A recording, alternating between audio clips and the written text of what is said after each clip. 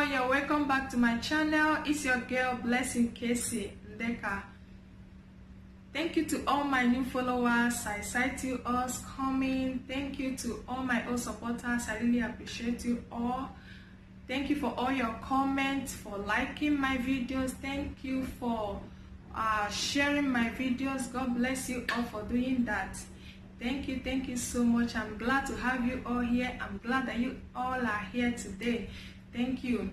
So guys, without wasting much of your time in today's video, a lady asked a question. She's married to a man who drinks, who doesn't go to work, smokes, and beats her up. What would she do to change his life or to change him? It's a nice question, isn't it? And I don't know, you may have an answer to her question. If you know what to answer, if you know what to respond to this lady, please leave your comment down below. You might help somebody by doing so. And I have a video, I have a clip that has an answer to her question. And I believe this video is going to help each and every one of us all. But before that, my question is, are you the architect to the problem? Women, it is high time we examine ourselves. There are things we may be doing in our home, thinking that we are doing right. But little do we know that we are trying to break up our home. So after watching this video, I know that you that is watching me, you will learn one or two things from it. And I pray that your soul will be blessed after watching this video. And if you don't mind, just go ahead and share this video to your loved ones.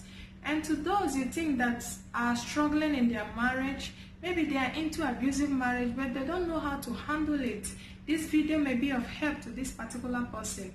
Don't hesitate to share this video. Please do go ahead and share it.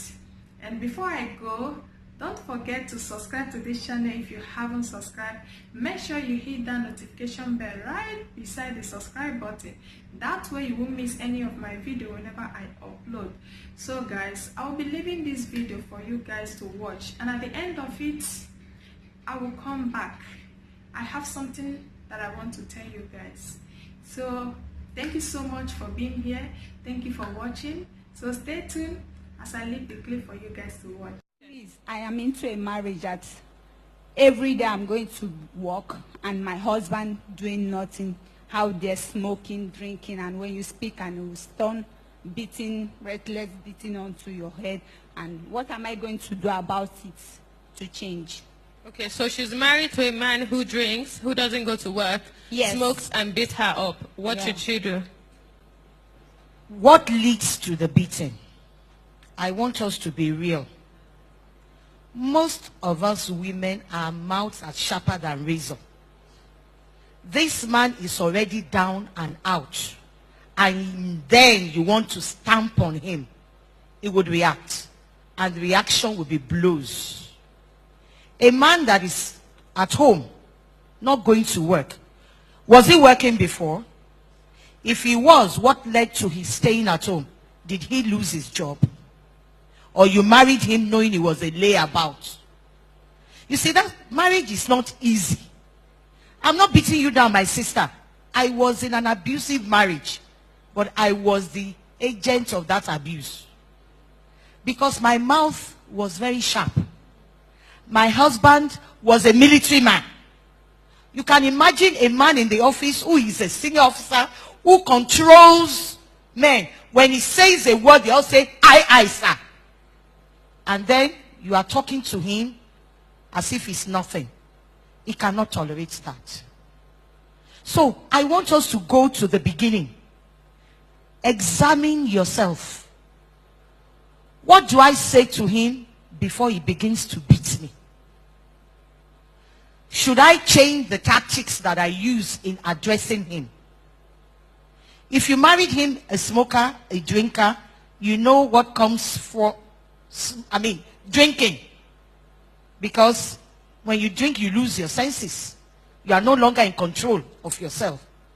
If you married him like that, believing that you will change him, then you have to stay in there and continue to pray. But if circumstances of life turned him to what he has become, you have to pray. And then avoid situations that would aggravate him. And then you pick up your cross and pray. There is nothing prayer cannot change. But you have to pay the price. It's not automatic. You can't go to work and cook for him, or you refuse to cook for him, or when you cook and he's eating, you are telling him, you sat down there the whole day, you didn't do anything. Now you are eating. See your mouth so you can eat. How much money did you bring for you to eat? Oh, you want to eat pala, you want to eat fresh fish. When your money can't buy your kweko, and you expect that man to keep quiet. Sometimes we are the architects of our problem in this marriage. But like my sister said, if that is not the situation, you have examined yourself. And in all honesty, you found out that you have not in any way made this man to beat you. And the beating is getting to a dangerous level. You need to step out of that marriage for a season. But I don't want to say I can bet on it. If you find yourself in that situation as women, we will not be the lamb. We are likely to have overstepped our bounds by the kind of abuse we will rain on that man's head. So we really need to temper our mouths. We really need to humble ourselves. Because you are the provider today. You don't know tomorrow. That big job that is fetching you so much money, you are big madam at your place of work. What happens if you are retrenched and you have to sit at home? And then the Lord picks that man up, raises him up, and sets him amongst kings. What do you do? So basically, I would say the woman has a lot of work to do. And that is humble yourself and become a prayer warrior. Because there is nothing God cannot do. And I want every woman who has the opportunity to go and watch this movie, The War Room. When you watch that movie, you see the power of mentoring. An older woman mentoring a younger woman to be the best. That is what we should be doing here. The older ones, the ones who have experienced life. Let us mentor the younger ones. So that you don't go into marriage believing it's a bed of roses. We all get carried away with the landmark, with the sugar band and everything, the 6-tier cake, and you want to dance ada, and you think from then on it is bliss. It is not. It's a lot of work. For your marriage to work, you must be committed that you are in it to win it, and nothing is going to shake you. Tempests will come. Problems will come in various forms. But you must be determined that I'm not getting out of here. I'm going to work at it. And the only way you can work at it is if you partner with the Holy Spirit, with a lot of prayer and fasting. Praise the Lord. Okay, so we'll have our last comment come from Pastor Shola David Bora. I think Pastor Roti really made the point I was going to make, about just making sure you're not the one that is making the situation worse. Too many times we're trying to help the Holy Spirit. And the point I made earlier about who are your eyes on? Because, when you go into marriage, I remember when I was going into marriage, one of my prayer points was, Father, into your hands I commend my spirit. Because you don't know the person you're marrying. No matter, you might have known the person for years, but it's you and God that you're going into the marriage. And I'm telling you the truth. If the real person shows up after marriage, even you've been pretending all along. They've never seen your hair untidy. You're always well behaved.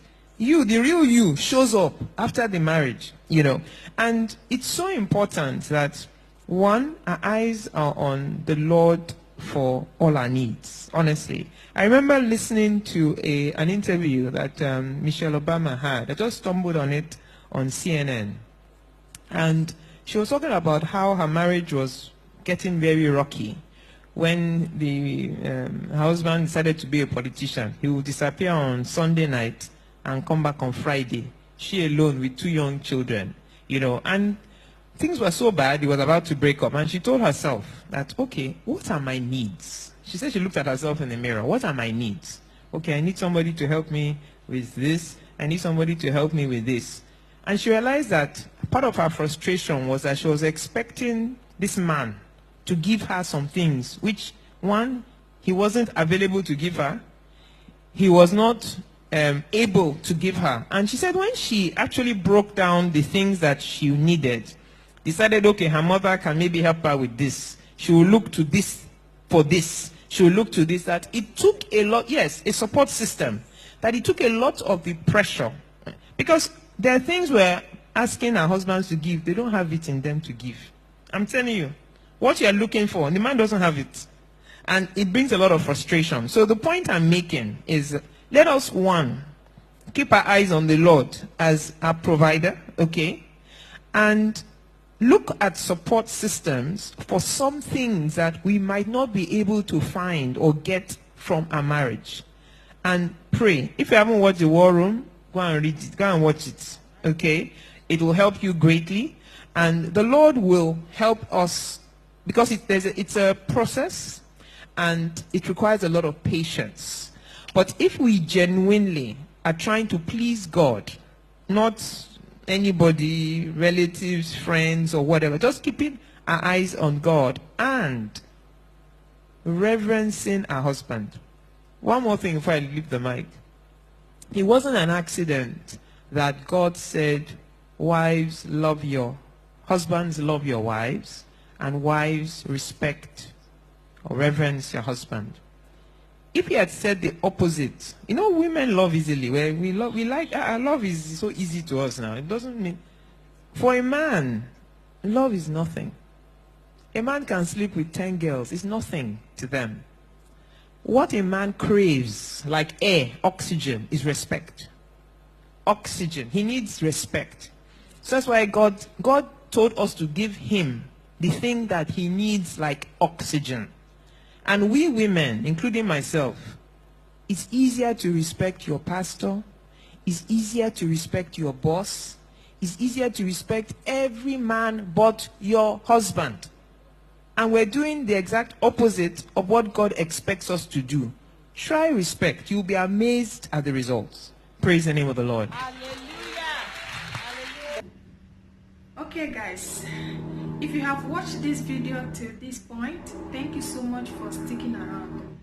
Were you blessed by how the older women respond to her question? I was blessed, and I love how they respond to it, and I believe you also learn from it. I mean, we are imperfect human beings working towards perfection. After all, the Bible said that the older ones should teach the younger women how to be sober, how to love their husband and love their children. So that is what they are doing right now. That is what they are basically doing. Okay, so guys, I would like to continue this video, but the video is going to be in my next video. There is a lady, a role model that I want us to emulate from, that has a similar case. She's a role model that we have to emulate from in the Bible. Okay, I will continue this video, #2, in my next video by God's grace. And thank you so much for watching.